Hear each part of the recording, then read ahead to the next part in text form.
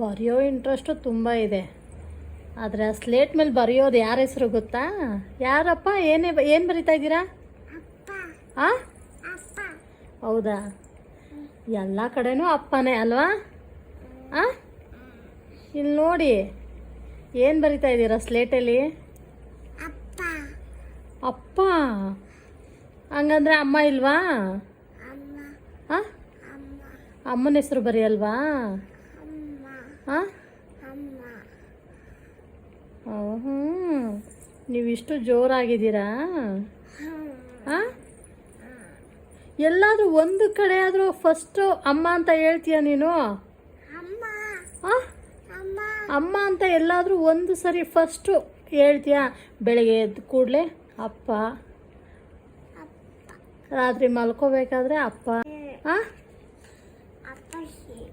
ಅಪ್ಪಾಜಿ. ನಮ್ಮಪ್ಪ, ನಮ್ಮಪ್ಪ. ನಮ್ಮಪ್ಪ. ಯಾಕೆ? ನಿಮ್ಮಪ್ಪನಾ? ನಾನು ಅವರು ಕಾರಲ್ಲಿ ಹೋಗ್ತೀವಿ, ನಿನ್ನ ಕರ್ಕೊಂಡು ಹೋಗಲ್ಲ. ಹ್ಞೂ,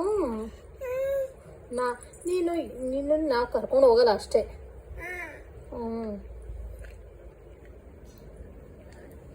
ಯಾವಾಗ ಅಪ್ಪ ಅಪ್ಪ ಅಪ್ಪ ಅಪ್ಪ ಅಪ್ಪ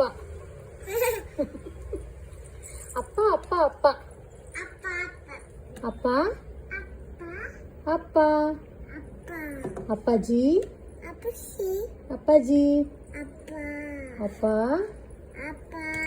ಐ ಲವ್ ಯು.